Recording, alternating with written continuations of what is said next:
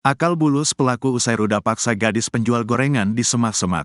Indra Septiarman, tersangka kasus pembunuhan gadis penjual gorengan, mengungkap aksi liciknya saat memperdaya korban. Korban Nia Kurniasari, 16, yang saat itu tengah mencari nafkah dengan berjualan gorengan, diperkosa dan dibunuh secara biadab oleh Indra. Mimpinya bisa sekolah di perguruan tinggi kandas setelah dicegat pelaku saat hendak pulang berjualan gorengan. Nia ditemukan tewas terkubur tanpa busa di sebuah kebun kosong yang berjarak sekitar 500 meter dari tempat tinggalnya. Kasus pembunuhan di Padang Pariaman ini cukup menyorot perhatian publik. Usai ditangkap polisi setelah sempat buron selama 11 hari, Indra mengungkap siasat liciknya. Menurutnya, saat itu sebelum aksi kejinya dilakukan, Nia dipanggil oleh teman Indra yang tengah nongkrong di warung. Mereka berniat membeli gorengan yang dijual oleh Nia. Bahkan, Indra mengaku sempat mencicipi gorengan yang dijual oleh Jumat, tanggal 6 September tahun 2024.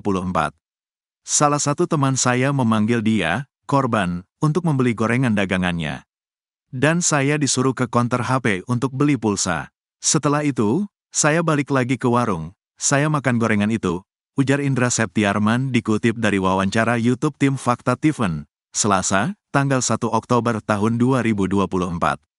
Namun, setelah puas menyantap gorengan milik korban dan Nia melanjutkan perjalanannya, pikiran licik tersangka Indra pun muncul lantaran mengaku tertarik pada korban. Kata Indra, niat jahat itu muncul tak lama setelah korban pergi dari warung.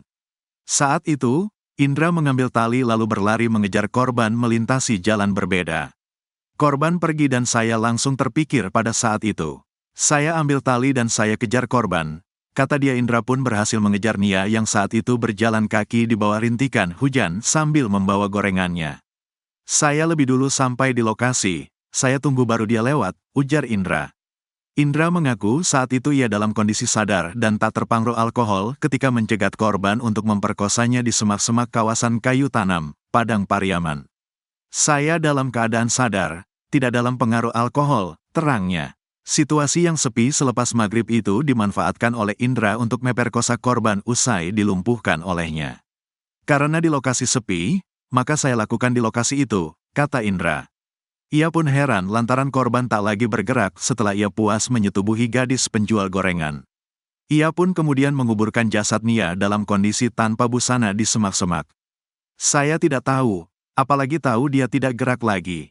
Sudah coba dibanguni, tidak gerak. Saya semakin panik, ujar Indra.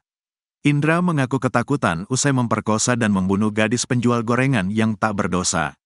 Setelah dia mati, rasa saya campur aduk, panik, ketakutan iya, makanya saya kabur. Saya bersembunyi di sekitar rumah itu saja. Selama bersembunyi, saya merasa resah, tidak enak perasaan, tuturnya. Tanpa rasa berdosa, ia pun kembali mendatangi teman-temannya di warung. Saya ke warung lagi bertemu teman. Teman saya tanya dari mana hujan-hujan, basah. Saya bilang dari tempat teman. Teman saya tidak tahu kalau saya mengejar korban, kata Indra.